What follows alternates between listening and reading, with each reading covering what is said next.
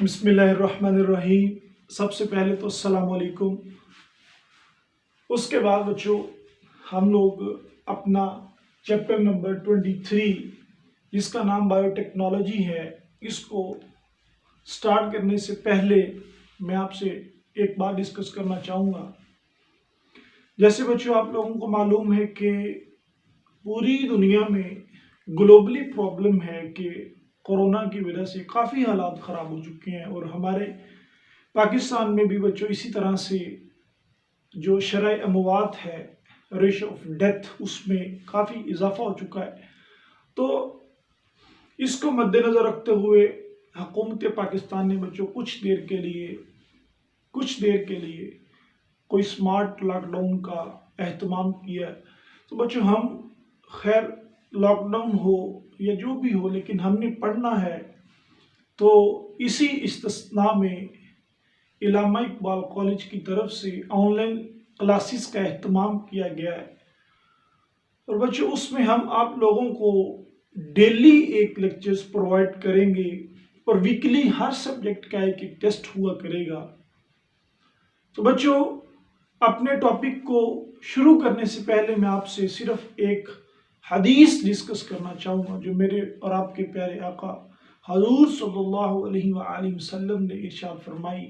हजूर ने फरमाया कि जो बंदा 4 काम कर लेता है बच्चों, वो दुनिया में भी कामयाब है, वो आखिरत में भी कामयाब है। तो वो 4 बातें कौन कौन सी है? उनमें सबसे पहली बात हजूर ने ये फरमाई कि कभी किसी को धोखा नहीं देना, कभी किसी को धोखा नहीं देना। दूसरी बात, कभी झूठ नहीं बोलना। तीसरी बात बच्चों, कभी हलाल रिस्क जो है वो हलाल तरीके से कमाना है। और चौथा कि बच्चों जो भी जिस किसी से भी आप बात करो तो अच्छे रवैये से, यानी अपने इखलाक को बेहतर रखना है। ये 4 बातें हजूर सल्लल्लाहु अलैहि वसल्लम ने इरशाद फरमाई। तो बच्चों इसमें सबसे पहली बात क्या है कि किसी को धोखा नहीं देना। किसी को धोखा मतलब बच्चों हम आप लोगों को लेक्चर्स प्रोवाइड करें और लेक्चर्स को सुनने के बाद आप लोग क्या करो, आप लोग उस लेक्चर्स को बस देखो, देखने के बाद रख दो। मतलब डे बाय डे आप लोग काम नहीं करोगे, उसमें नुकसान हमारा नहीं होगा बच्चों, आपका होगा। आप लोग उस वक्त धोखा दे रहे होगे, ना सिर्फ अपने वालिदैन को बल्कि खुद को। और बच्चों हम लोग जो मुसलमान हैं हजूर सल्लल्लाहु अलैहि वसल्लम के वर्ड्स पर, अल्फाज पर मिटने वाले हैं।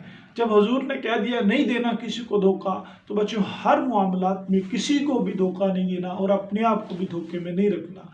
तो बात लंबी होगी, इससे पहले क्योंकि हमारे पास टाइम भी शॉर्ट है, तो बच्चों हम अपना पहला लेक्चर स्टार्ट करते हैं by the grace of Allah Almighty. तो हमारा जो बच्चों पहला लेक्चर है, इट्स अ बायोटेक्नोलॉजी। बायोटेक्नोलॉजी क्या है बच्चों? बायो मीन लाइफ और टेक्नोलॉजी ऐसी टेक्नोलॉजी जो लाइफ को इन्हांस कर दे।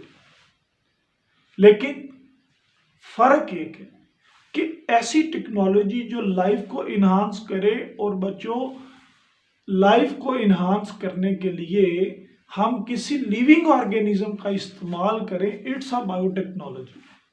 जैसा कि लफ्ज इंडिकेट कर रहे हैं, बायो मीन लाइफ, टेक्नोलॉजी बच्चों टेक्नोलॉजी ही होती है। इसको हम इसी तरह ही इधर पुट कर लेते हैं। तो ऐसी टेक्नोलॉजी जो इंसानी जिंदगी के लिए आसानियां पैदा करे, लेकिन वो टेक्नोलॉजी किसी लिविंग ऑर्गेनिज्म से ली गई हो। जैसे बच्चों हम आप लोगों को लेक्चर्स दे रहे हैं थ्रू वीडियो कैमरास, तो ये camera basically these are the technologies, but these are not fit into the biotechnology. क्यों? क्योंकि बच्चों ये मेटल से बने हैं, ये कॉपर से बने हैं, ये काफ़ी मटेरियल से बने हैं, लेकिन ये लिविंग ऑर्गेनिजम्स से नहीं बने। तो क्या मतलब सर बायोटेक्नोलॉजी का? तो बच्चों बायोटेक्नोलॉजी ऐसी टेक्नोलॉजी जो किसी लिविंग ऑर्गेनिज्म से हम हासिल करें, किसी भी लिविंग ऑर्गेनिज्म से हासिल करें। लाइक हम लोग जब आप पढ़ोगे देखेंगे कि किस तरह हमने शुगर के पेशेंट्स के लिए इंसुलिन का जीन निकाल कर, ह्यूमन से इंसुलिन का जीन निकाल कर उसको बैक्टीरिया में डाल के, अब बैक्टीरिया लिविंग है, बैक्टीरिया से वो इंसुलिन हासिल करना इंसानी जिंदगी के लिए फायदेमंद, हासिल कहाँ से की? बैक्टीरिया से। तो दिस इज द बायोटेक्नोलॉजी। तो बायोटेक्नोलॉजी में कुछ 4-5 टर्म्स हैं जो आप लोगों ने ऑलरेडी पढ़ रखी हैं, तो हम उसको सिर्फ रिपीट करेंगे। क्लोनिंग क्या है? क्लोनिंग बच्चों कॉपीज बनाना, थाउजेंड्स कॉपीज हो, मिलियंस हो, 10 कॉपियां हो, 20 हो, कितनी कॉपियां हो, लेकिन उनकी कंडीशन एक हो। कंडीशन एक मतलब उनका जो जेनेटिक मटेरियल है बच्चों सबका आइडेंटिकल हो। Cloning is the procedure by which we make thousands to millions copies, but these all copies having same genetic material to the original copy। जैसे बच्चों आप फोटोस्टेट की शॉप पे जाओ, एक ओरिजिनल फोटोस्टेट हो और उस फोटोस्टेट वो क्या हो, ओरिजिनल कलर में हो, आप उसकी काफ़ी सारी फोटोस्टेट करवा लो ब्लैक में, तो इट्स अ चेंज। अब उस कलर फोटो कॉपी को आप कलर में ही लगाओ, इट्स अ सेम। अब ये सेम होगी, ये same basically it's a cloning, ये क्लोनिंग बोला जाता है। तो क्लोनिंग में बच्चों मैं ये कह रहा हूँ कि थाउजेंड्स टू मिलियंस, यानी कि थोड़ी सी कॉपियाँ चाहिए और बहुत ज़्यादा कॉपियाँ चाहिए।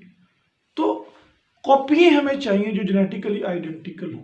तो अगर थोड़ी कॉपियाँ चाहिए, small amount of the copies of the cells चाहिए, तो बच्चों उसके लिए जो टेक्निक है it is the polymerase chain reaction. इसको हम एब्रीवेट लिखते हैं बच्चों पीसीआर। अगर थोड़ी कॉपी चाहिए हो तो it's a polymerase chain reaction technique in order to produce a small number of copies which we discuss इंशाल्लाह in next lecture. If we require a large copies for example millions of copies, it is known as the genetic engineering. It's a genetic engineering. तो बच्चों genetic engineering कोई नई चीज नहीं है, आप लोगों ने मैट्रिक में पूरा चैप्टर पढ़ा था जेनेटिक इंजीनियरिंग में। तो genetic engineering basically it's a manipulation of DNA molecules. It's a manipulation of DNA molecule के अपनी मर्जी से किसी ऑर्गेनिज्म का डीएनए निकाल के उसको चेंज कर देना, it's a manipulation, it's a genetic engineering. And genetic engineering का बच्चों दूसरा नाम पता क्या है? दूसरा नाम है इसका रिकॉम्बिनेंट डीएनए टेक्नोलॉजी। ये जेनेटिक इंजीनियरिंग का दूसरा नाम है, कोई नई चीज नहीं। तो बच्चों व्हाट्स रिकॉम्बिनेंट डीएनए टेक्नोलॉजी, हमने इसको देखी।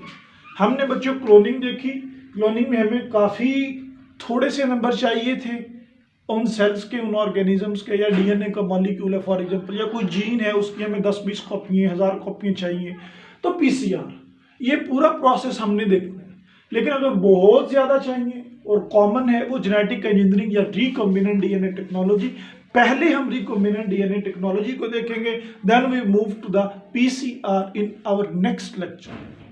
तो बच्चों इसमें रिकॉम्बिनेंट डीएनए टेक्नोलॉजी में कोई भी टेक्निक हो बच्चों उसमें रिक्वायरमेंट्स होती है, यानी किसी चीज को बनाना है ना तो कोई चीज पहले होगी तो बनेगी।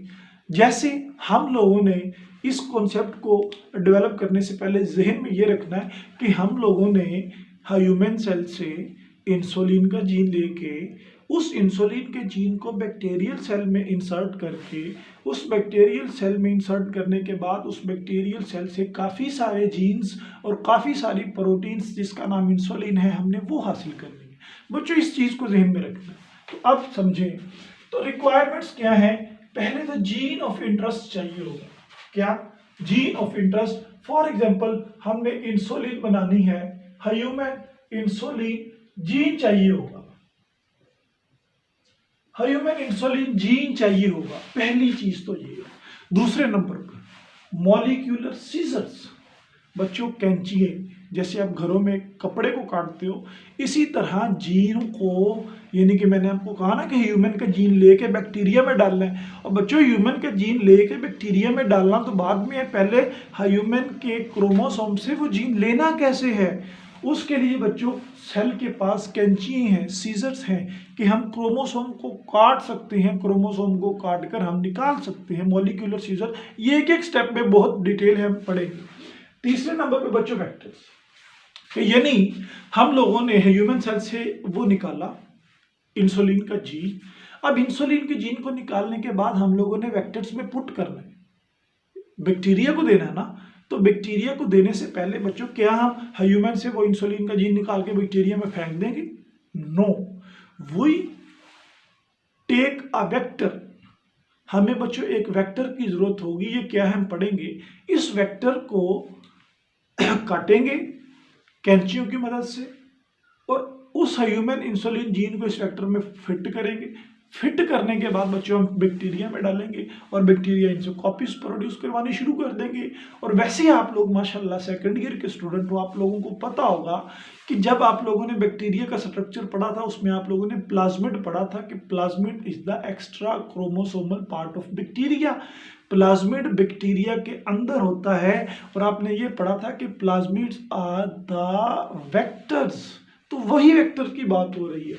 चौथे नंबर पे बच्चों एक्सप्रेशन सिस्टम, यानी कि आप लोगों ने जब रिकम्बिनेंट डीएनए बना लिया, यानी इंसुलिन का जीन जब वेक्टर में डाल दिया, डालने के बाद अब एक्सप्रेशन मतलब आप किसी ऑर्गेनिज्म में डालोगे वो एक्सप्रेस करेगा। एक्सप्रेस मतलब क्या है कि अगर आप लोगों को प्रोटीन चाहिए तो प्रोटीन बनेगी, इंसुलिन चाहिए तो इंसुलिन बनेगी। बच्चों ये 4 स्टेप्स हम लोगों ने डिस्कस करने हैं रिकम्बिनेंट डीएनए टेक्नोलॉजी में। तो सबसे पहला step, how to get a gene of interest. पहला स्टेप, हम किस तरह से जीन ऑफ इंटरेस्ट को हासिल कर सकते हैं। बच्चों 2 तरीके हैं जीन ऑफ इंटरेस्ट को। एक तो मैंने आपके साथ डिस्कस किया कि हम इसको कट कर सकते हैं, कटिंग कर सकते हैं। किसके साथ? मॉलिक्यूलर सीजर्स के साथ। मॉलिक्यूलर सीजर्स के साथ बच्चों हम इसको कट कर सकते हैं। और दूसरे नंबर पर हम इसको आर्टिफिशियली बना सकते हैं लैब में। हम इसको सिंथेसाइज कर सकते हैं इन लैब। इसको हम सिंथेसाइज कर सकते हैं इन लैब। और बच्चों किस तरह सिंथेसाइज करेंगे? हम आरएनए को लेकर उससे डीएनए बना सकते हैं। आप लोगों ने एड्स वाले चैप्टर में फर्स्ट ईयर में पढ़ा था कि आरएनए रिवर्स ट्रांसक्रिप्टेज एंजाइम की मदद से डीएनए बनाता है। ये देखिए, ये देखिए बच्चों, it's a RNA, it's a RNA, it's a RNA. RNA takes a enzyme reverse transcriptase. This reverse transcriptase makes RNA into double stranded।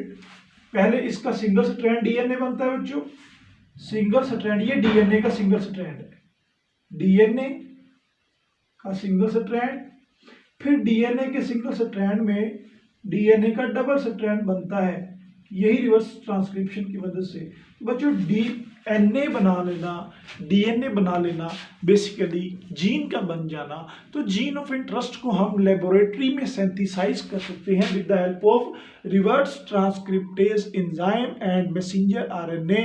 तो मैसेंजर आरएनए और रिवर्स ट्रांसक्रिप्टेज को लेकर आप लोगों ने पढ़ा था बच्चों फर्स्ट ईयर में कि एड्स में जब वायरस दाखिल होता है तो पहले आरएनए का सिंगल स्ट्रैंड डीएनए बनता है, फिर सिंगल स्ट्रैंड डीएनए के ऊपर दूसरा स्ट्रैंडेड डीएनए बनता है। अब ये डबल स्ट्रैंडेड डीएनए जब बन जाता है तो ये DNA basically it's our gene of interest. ये बता रहे हैं कि इसको लेबोरेटरी में सिंथेसाइज भी किया जा सकता है। तो हमारा बेसिकली जो कॉन्सेप्ट है वो इन मॉलिक्यूलर सीजर्स का है। बच्चों इन मॉलिक्यूलर सीजर्स को जो बैक्टीरिया के सेल के अंदर मौजूद है, किसके? बैक्टीरिया के सेल के अंदर मौजूद हैं बच्चों, इन मॉलिक्यूलर सीजर्स को हम रिस्ट्रिक्शन एंडोन्यूक्लियोसिस बोलते हैं। क्या बोलते हैं? These are the restriction endonucleases. Restriction endonucleases इनको क्यों बोलते हैं? पहली बात तो ये है बच्चों, ये बैक्टीरिया के अंदर है, वहां पर बैक्टीरिया के अंदर ये वायरस की डीएनए को कट करते हैं, यानी कि वायरस की ग्रोथ को रिस्ट्रिक्ट कर देते हैं, महदूद कर देते हैं। जो क्यों बोला जाता है? ये रिस्ट्रिक्शन ये वायरस के या वायरल डीएनए को कट करते हैं और उनकी जो ग्रोथ होती है उसको रेस्ट्रिक्ट कर देते हैं, कम कर देते हैं। तो इसलिए इसको रिस्ट्रिक्शन एंडोन्यूक्लियस बोला जाता है। ये आप लोगों ने पढ़ लेना है कि वहां पर रीडिंग्स लिखी हुई है कि ROH हैमिल्टन है, ठीक है, उसने पहले रिस्ट्रिक्शन एंडोन्यूक्लियोसिस को निकाला था, अब 400 से ज़्यादा एंडोन्यूक्लियोसिस निकाले जा चुके हैं। तो ये आप लोगों ने खुद बुक से रीड करना है, लेकिन कॉन्सेप्ट बच्चों अपना क्लियर करें। अब हमने सीखा कि जीन्स को कट करके निकाला जाता है, लेकिन बच्चों कहाँ से कट करेंगे? ये मॉलिक्यूलर सीजर्स जिनको हम रिस्ट्रिक्शन एंडोन्यूक्लियोसिस कह रहे हैं, ये पूरे डीएनए के मॉलिक्यूल्स में कहाँ पर कट करेंगे बच्चों? ये वहां पर कट करेंगे जहां पर 5 प्राइम टू 3 प्राइम और 3 प्राइम टू 5 प्राइम डीएनए के दोनों स्ट्रैंड्स पर एक जैसे न्यूक्लियोटाइड्स लगे। मेरी बात को समझो कि डीएनए के दोनों स्ट्रैंड्स पर एक जैसे न्यूक्लियोटाइड्स लगे हों। जैसे बच्चों ये देखो, ये GC है 5 प्राइम पे, आगे इसके AATTCG है, ये 5 प्राइम है, ये 3 प्राइम है। ठीक हो गया। अब ये 5 प्राइम एंड से 3 प्राइम एंड की तरफ पढ़ो और इनको देखो जरा कि AATT सेम है। 5 प्राइम से जब पढ़े AATT, तो यहां से पढ़ो CGAATT, यहां पे C के सामने क्या आएगा? G आएगा, C। तो बच्चों जब आप 5 प्राइम यहां से पढ़ोगे इस तरफ, तो यहां पर ये सीक्वेंस देखो सेम है। बच्चों ऐसी सीक्वेंसेस जो 5 प्राइम से 3 प्राइम पढ़ो, 5 प्राइम से 3 प्राइम पढ़ो, AATT। अब यहां से 5 प्राइम से 3 प्राइम पढ़ो, AATT। तो बच्चों ऐसी सीक्वेंसेस जो डीएनए के दोनों स्ट्रैंड्स पर मौजूद हों, चाहे वो ऊपर वाले स्ट्रैंड्स के 5 प्राइम से पढ़ी जाएं, चाहे वो नीचे वाले स्ट्रैंड्स के 5 प्राइम से पढ़ी जाएं, और वो सेम हो, उस सीक्वेंसेस पर बच्चों ये मॉलिक्यूलर सीजर्स कट लगाती हैं। और इन सीक्वेंसेस को जो मौजूद होती हैं, इन सीक्वेंसेस को बच्चों बोला जाता है दीज आर द पैलिंड्रोमिक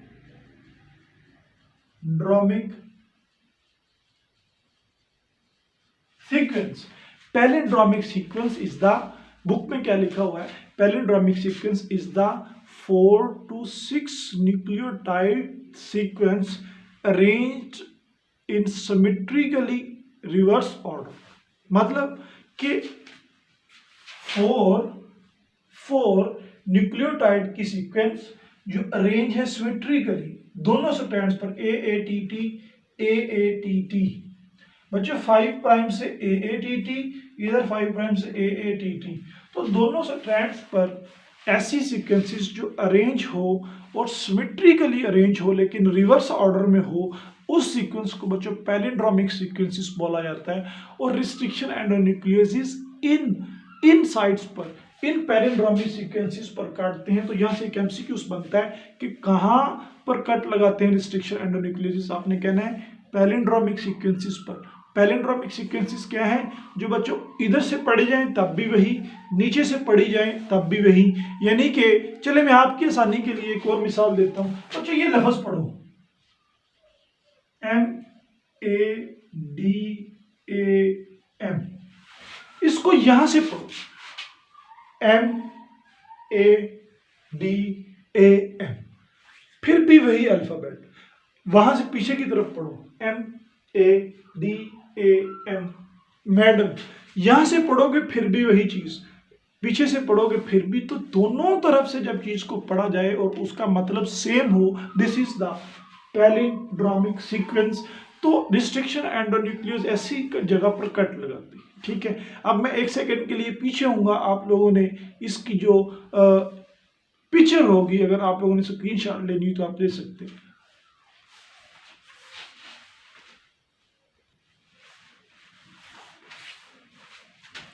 जी, तो बच्चों हम लोगों ने देखा किस तरह से जीन को काटा जाता है।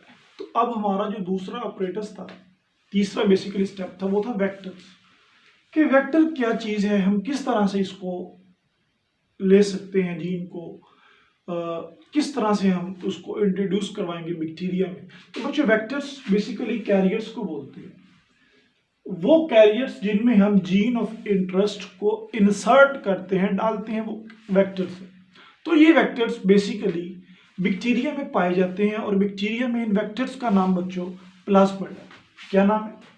प्लाज्मिड। ये जो डबल सा हमें स्ट्रक्चर दिख रहा है, इट इज अ प्लाज्मिड। और ये प्लाज्मिड बच्चों क्या है? वेक्टर। इस प्लाज्मिड को वेक्टर बोलते हैं। तो पहले हम वेक्टर को डिस्कस कर रहे हैं, उसके बाद हम आएंगे किस तरह से प्रोसीजर होते हैं।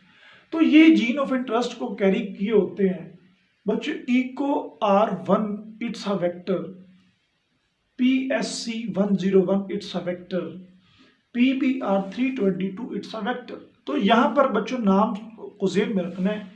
इको इकोलाई से लिया गया, R बच्चों रिस्ट्रिक्शन एंडोन्यूक्लियस एंजाइम है, और 1 ये एट फ्लैंकिंग साइट, यानी कि डीएनए पे सबसे पहले न्यूक्लियोटाइड पे ये कट लगाता है, वहां पर वो पैलिंड्रोमिक सीक्वेंसेस मौजूद होती हैं। तो ये PSC101 बच्चों बेसिकली ये सारे के सारे जो P को शो करेंगे, these are the plasmid, these are the plasmid. और ये जो SC लिखा हुआ है, BR लिखा हुआ है बच्चों, ये उन साइंटिस्ट के नेम्स हैं जिन्होंने पहली मर्तबा डिस्कवर किया। आप लोगों ने याद नहीं करने, लेकिन आप लोगों की आसानी के लिए मैं लिख देता हूं बच्चों। एक साइंटिस्ट था स्टैनली एंड कोहन, दो साइंटिस्ट हैं ये, स्टैनली और कोहन, S और C, इसलिए इनको PSC101 बच्चों कहा जाता है। ये लंबी डिस्कशन है, लेकिन हम लोग इस डिस्कशन में नहीं जाएंगे क्योंकि वहां पर टाइम बहुत ज़्यादा लगेगा, और वैसे भी आप लोगों के कोर्स का ये हिस्सा नहीं है कि 101 क्यों बोला जाता है, PSC क्यों कहा जाता है, वगैरह वगैरह। तो PBR बच्चों, हम लोगों ने फर्स्ट ईयर में देखा था कि प्लाज्मिड्स जो वेक्टर्स हैं, जो जेनेटिक इंजीनियरिंग टेक्निक्स में यूज होते हैं, these carry genes for resistance. एक करेक्टर पढ़ा था, नहीं पढ़ा तो बच्चों फर्स्ट ईयर के चैप्टर नंबर 6 में जाके किंगडम मोनेरा वाले में कोई 3rd 4th पेज पे लिखा होगा, जहां पर बच्चों प्लाज्मिड का एक हेडिंग होगा। प्लाज्मिड के हेडिंग में लिखा होगा, क्या लिखा होगा कि these are the carriers, these are the vectors and these also having genes for resistance। इनके पास रेजिस्टेंस के जीन होते हैं। तो बच्चों ये वाला जो प्लाज्मिड है PSC101, इसके पास टेट्रासाइक्लिन के लिए रेजिस्टेंस होती है। टेट्रासाइक्लिन ये एक एंटीबायोटिक है बच्चों, जब हम बैक्टीरिया के अगेंस्ट इस्तेमाल करेंगे तो ये PSC101 वाला जो वेक्टर होगा, जो प्लाज्मिड होगा, ये उसको रेजिस्ट करेगा। और PBR के पास ऐसे जीन्स होते हैं जो टेट्रासाइक्लिन को भी रेजिस्टेंस कर सकता है, और साथ ही साथ एक और एम्पिसिलिन है, इसको भी रेजिस्टेंस कर सकते हैं, इसको भी रेजिस्टेंट कास्ट कर सकते हैं। तो खैर ये हमारे टॉपिक्स नहीं है, इसकी तरफ हमने इतना नहीं जाना। तो यहाँ पर है ये बच्चों पोर्शन ए है, ये पोर्शन बी है, फिर पोर्शन सी, यानी थोड़ा सा मैं इस दफ़ा अपनी अरेंजमेंट को चेंज किया है, लेकिन आप लोगों ने परेशानी होना बच्चों। ये सारे का सारा प्रोसेस किस तरह से हम लेते हैं जीन्स, किस तरह इंसर्ट करते हैं, किस तरह प्रोडक्ट्स बनाते हैं, तो ये हमने आपके सामने रखने की कोशिश की है बच्चों। हम लेते हैं दो सोर्सेस, एक है बैक्टीरियल सेल, ठीक है, बैक्टीरियल सेल, और एक है ह्यूमन सेल।